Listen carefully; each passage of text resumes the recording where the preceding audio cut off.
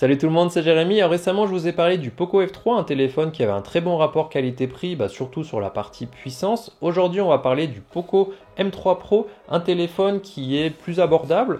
On va avoir un téléphone qui est au prix de 150 € à peu près en fonction des promotions et qui va nous permettre de proposer de la 5G sur la gamme Poco à un tarif abordable. Alors vous allez peut-être trouver les caractéristiques un petit peu familières si vous suivez les sorties des téléphones Xiaomi, tout simplement parce qu'ici on va avoir les mêmes caractéristiques que le Redmi Note 10 5G, sauf au niveau du design on aura une petite différence.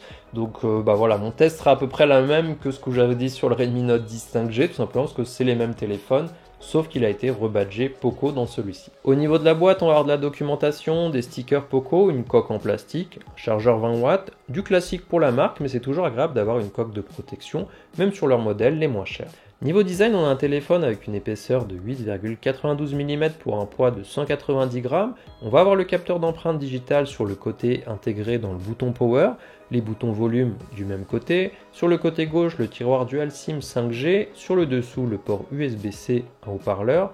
Une prise jack 3,5 mm sur le dessus. Ici, on a un bloc photo avec 3 capteurs qu'on verra plus loin et un marquage noir plus grand permettant de mettre le logo et on retrouvera la mention 5G plus bas sur le téléphone. Ici, on est sur un modèle qui est brillant, qui prend pas mal les traces de doigts, mais sinon le téléphone tient bien en main. Le capteur d'empreinte est rapide. Ici, rien de particulier au niveau du design, on se rapproche des autres modèles de cette gamme de prix, on va dire. Et c'est d'ailleurs ici la seule différence qu'on aura avec le Redmi Note 10 5G, le reste étant identique. Pour l'écran, on est sur un écran dot display Full HD+, de 6,5 pouces avec un taux de rafraîchissement de 90 Hz. Ici, comme on avait dit sur l'autre téléphone, on perd la molette qu'on aurait sur le Redmi Note 10 Pro et son taux de rafraîchissement de 120 Hz malheureusement, ce qui était une grosse nouveauté qui m'est pas mal plu.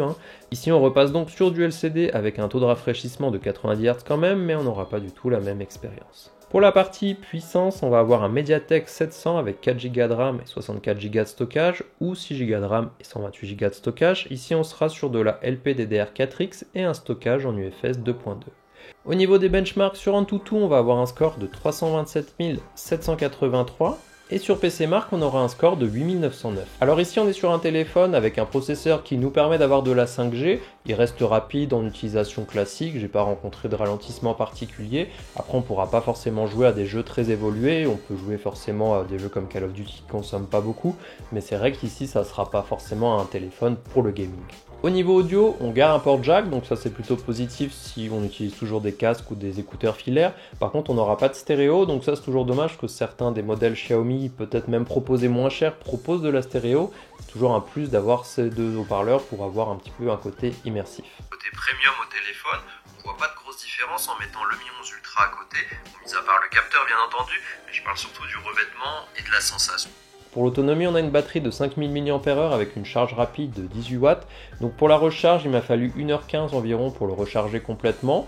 Ça reste correct. Pour la partie autonomie, j'ai eu 15h50 sur PC Mark, donc qui me permettent de passer la batterie de 100% à 20% en faisant une utilisation assez classique.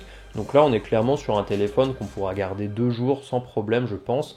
C'est l'avantage aussi de ne pas avoir un téléphone trop puissant. Ça permet du coup de garder plus longtemps aussi en fonction de son utilisation, bien entendu. Pour la partie photo-vidéo, on va avoir un capteur principal de 48 mégapixels, un capteur macro de 2 mégapixels et enfin un capteur de 2 mégapixels pour la partie portrait.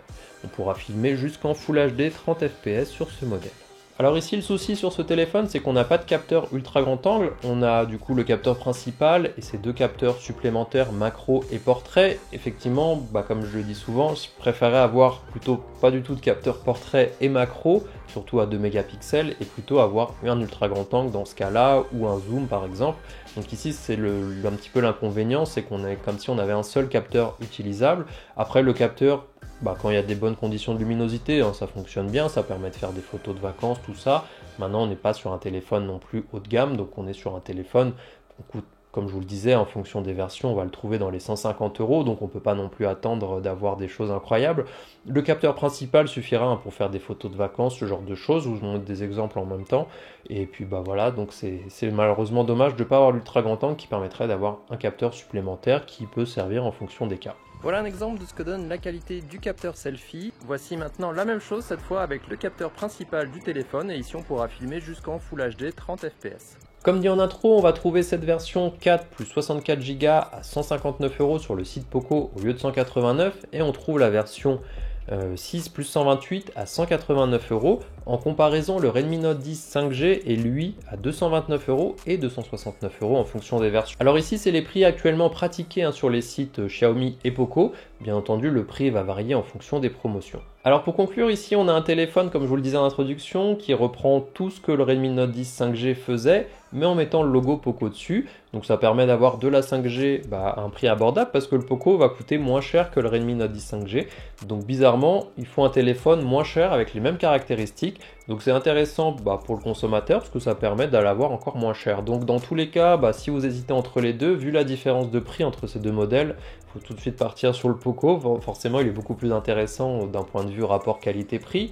Après, si vous n'avez pas forcément besoin de la 5G, je pense que les autres téléphones pourraient être intéressants. Le Poco X3 Pro chez Poco ou le Redmi Note 10 Pro chez Xiaomi, qui sont des téléphones qu'on va retrouver à peu près dans la même gamme de prix en fonction des promotions là aussi et qui apportent d'autres meilleurs points, on va dire, mais pas la 5G. Donc ça dépend un petit peu de vos besoins, si vous avez vraiment besoin de la 5G ou pas.